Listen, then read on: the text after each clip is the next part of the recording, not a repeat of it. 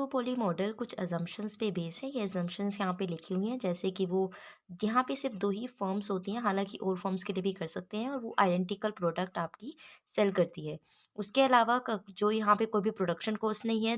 तीसरा ये है कि हर एक फर्म अपना प्रॉफिट मैक्सिमाइज़ करना चाहती है। वो सपोज़ करती है कि दूसरा जो फर्म है, वो अपना जो क्वांटिटी है वो इंक्रीज़ नहीं कर रही है, आउटपुट सेम रख रही है और जो फर्म है अपने मार्केट डिमांड से आधा ही प्रोड्यूस करती है।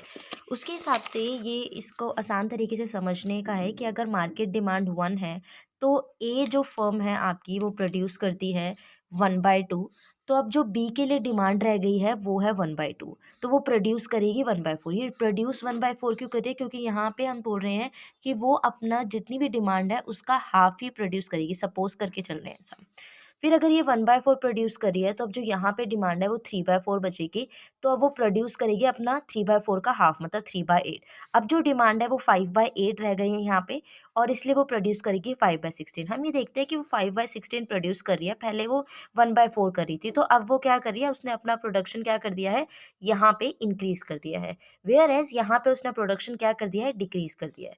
तो हम ये देख रहे हैं कि पी कैसे अपना प्रोडक्शन, पी का प्रोडक्शन कैसे इंक्रीज़ होता हो जाता है और क्यू का डिक्रीज़ होता जा रहा है, जैसे ही पी फर्म एंटर करती है मार्केट में। जो पी फर्म है, वो जैसे ही मार्केट में एंटर करती है, वैसे ही क्यू का डिक्रीज़ होता रहता है और वो तब तक होगा जब तक आपके दोनों ही इक्विलिब्रियम पॉइंट पे ना आ जाए। फॉर एग्ज़ाम्पल यहाँ पे इक्विलिब्रियम पॉइंट 1/3 है। तो उसका जो कर्व दिखेगा, जो हम नैश इक्विलिब्रियम पे आ जाते हैं ओलिगोपोली में, वो कुछ ऐसा दिखेगा जहाँ पे वो दोनों ही अपना प्रॉफ़िट गेन कर रही होंगी और वो कर्व ऐसा दिखेगा। जो पहले वाला कर्व है जो हमने यहाँ पे बनाया, वो कुछ यहाँ पे ऐसा कर्व दिखेगा।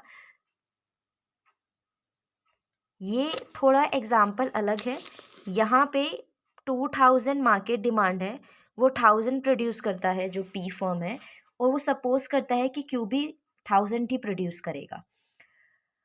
आफ्टर दैट वो 500 करता है और वो सपोज़ करता है कि वो 1500 करेगा और उसका जो इक्विलिब्रियम पॉइंट है वो लास्ट में 250 आ जाता है। बट अगर ऐसा होगा कि क्यू 2000 करेगा तो पी तो कुछ भी नहीं करेगा। तो ये दूसरा एग्ज़ाम्पल है ओलिगोपोली का। आप इसको पढ़ सकते हैं यहाँ पे।